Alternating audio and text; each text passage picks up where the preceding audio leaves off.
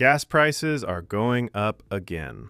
And if you've been paying attention, you've probably noticed it's happening pretty fast. This time, it's actually tied to something very specific that's been unfolding over the past couple weeks. And it mainly comes down to what's been happening between the US, Israel, and Iran. So here's what actually happened. A few weeks ago, the US and Israel carried out strikes on targets inside Iran.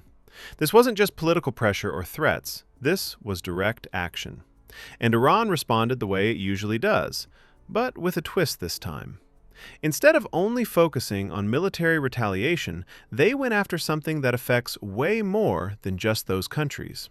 They went after oil movement. Now, to understand why that matters, you need to know about one place, the Strait of Hormuz. It's a narrow waterway between Iran and Oman, and it's one of the most important trade routes in the world. Every single day, around 20 million barrels of oil pass through that stretch. That's about 20% of global supply. So if anything happens there, it doesn't stay local. It affects prices everywhere. And this is where things started to change. Iran began sending warnings to ships moving through that area. Not vague warnings either, direct messages telling some vessels not to pass. At the same time, there were reports of commercial ships being hit or damaged near the strait. Not massive attacks, but enough to make it clear that the area wasn't safe anymore. That's when companies started reacting. Because at the end of the day, these ships are carrying millions of dollars worth of oil. If there's even a chance of being targeted, they're not going to take that risk. So what started happening was simple. Ships slowed down. Some stopped completely. Others turned around. The issue isn't that the world suddenly ran out of oil. The issue is that the oil can't move the way it normally does. When tankers stop moving, supply doesn't disappear overnight, but it becomes uncertain. And uncertainty is what drives prices up fast. On top of that, insurance companies started raising their rates for ships going through that region. Some policies became extremely expensive.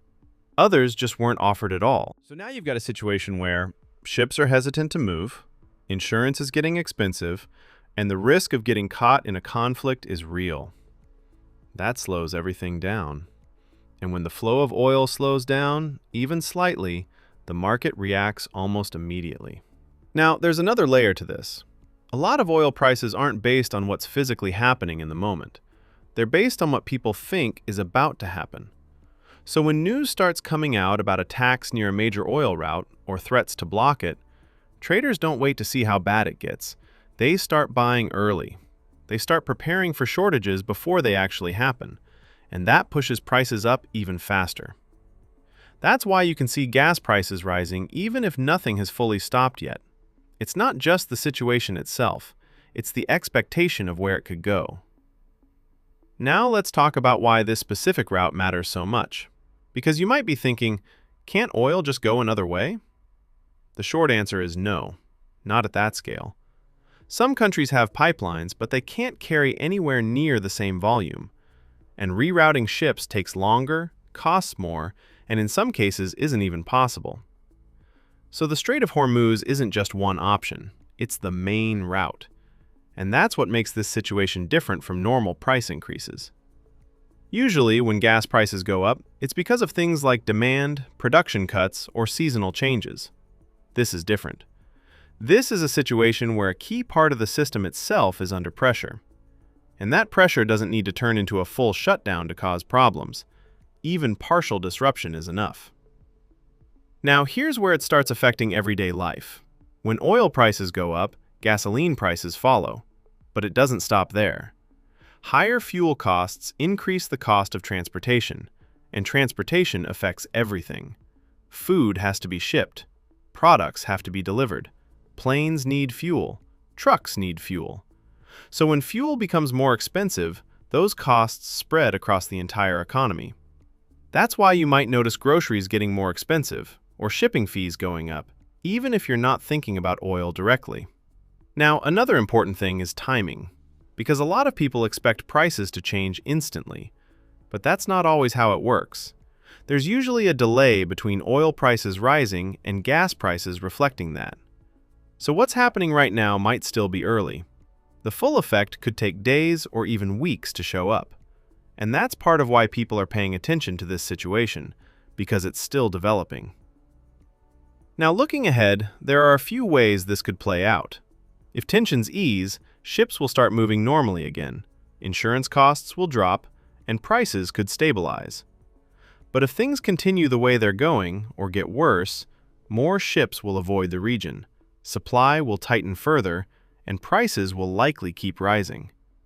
And then there's the worst-case scenario.